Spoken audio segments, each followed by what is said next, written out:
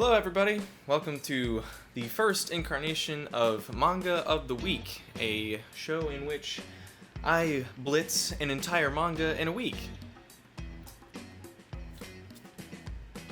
That didn't need to be said. Anyway, so I blitz an entire manga in the week and attempt to tell you, the viewer, whether it's completed manga or not, or whether it has an anime adaptation or not, what my opinion of it is, and whether or not you should read it, which you should probably just read your own stuff anyway, but go for it. I could not think of a better manga to start this series off with than one that has really captured my attention recently, and also, funnily enough, just started its anime adaptation about 3 weeks ago. That being Mieruko-chan. It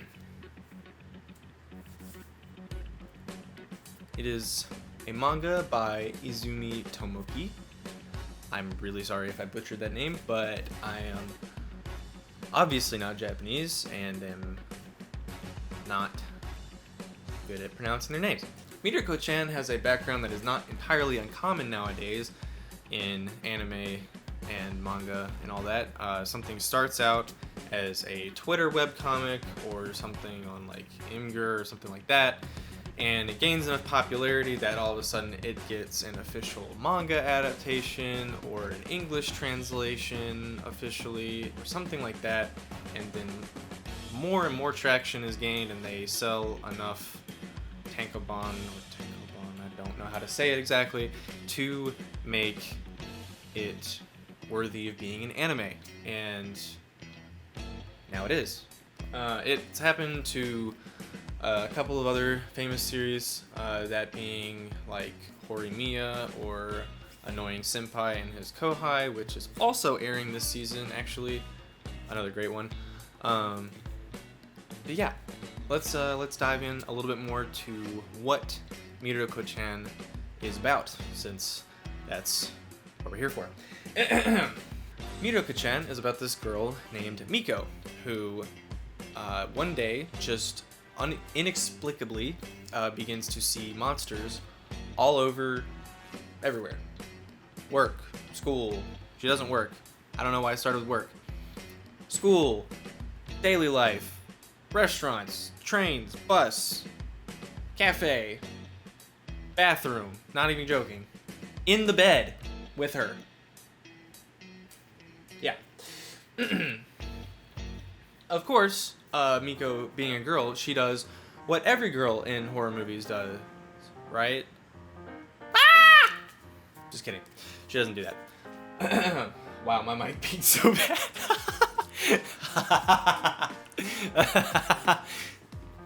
I don't know if the camera can pick up that line right there, but anyway, this is a mess. No, for whatever reason, Miko has the nerves of steel that every fireman, soldier, CEO, salesman, anybody could possibly want. She just straight up ignores these monsters, even if they're staring her in the face and asking, "Can you see me?"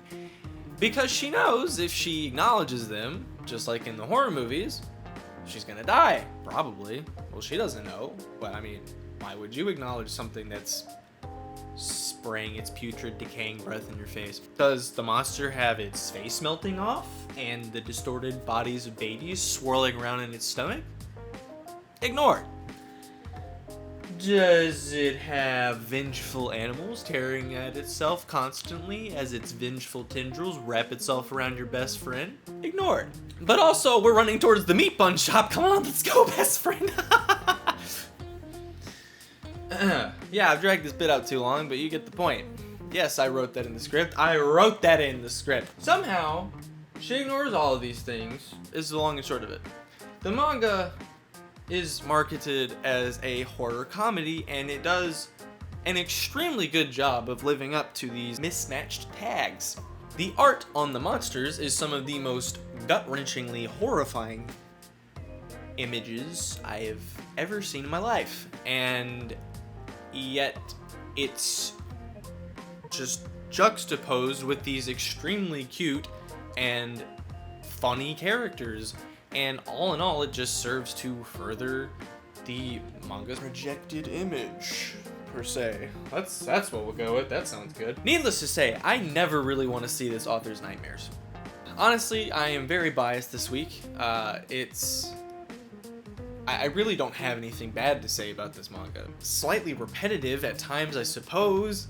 It's, you know, just a girl and walking around town, and she sees monsters in, you know, places where other people are just having a good time. You know, her best friend opens up a box on the street that has a stray kitten or a lost kitten in it, and, you know, the lost kitten is super cute, and then once she opens the box up more, poor Miko just sees this horrible monster that's also curled up in there. It's like, yeah, okay, and you see that, and then, you know, something is in the locker, and something comes through the wall, or something's on the bus with her, and you start to feel like, oh wow, this bit's kind of getting old, you know, haha, she's ignoring the monsters. But it doesn't. It really doesn't get old, because underneath all of this is this sense of mystery. Like, why is she suddenly able to see these things? And as the story progresses and they get more of a linear storyline rather than the snapshots that it starts off with,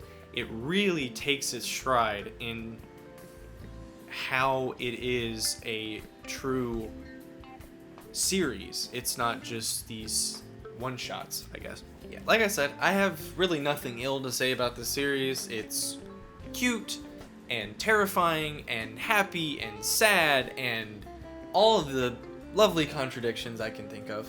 And it's just really good. My closing thoughts are just read it. It's got like 38 chapters or something right now, and it's not gonna take you that long to catch up. In fact, I would go so far as to say that at this pace, the anime that's airing right now might even go past what is currently translated into English. Maybe not what is actually out in Japan, but English translations are much slower, especially with this series. I think it only has like one volume of an official translation. But yeah, fan translations especially take a decent little bit of time to come out, especially for series that are...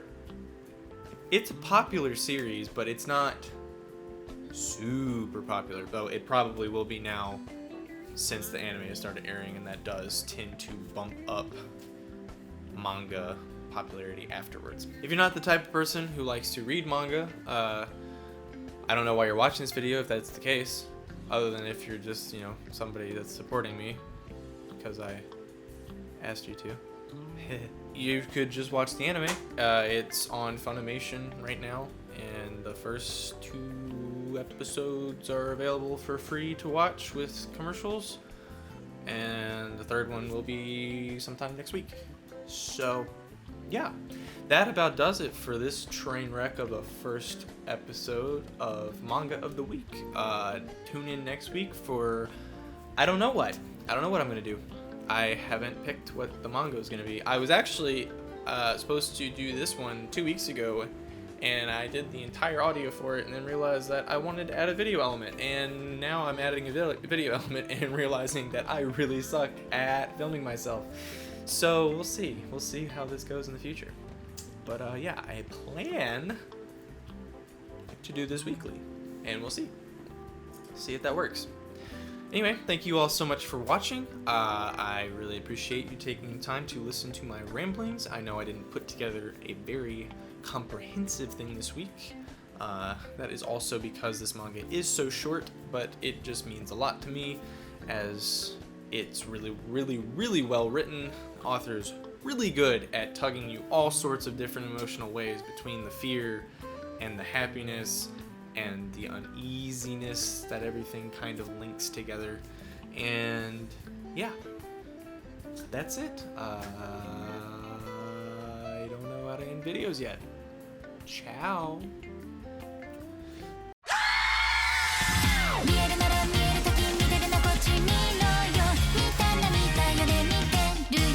I've never recorded myself, and I didn't memorize my own script, and I needed a script because I can't talk normally.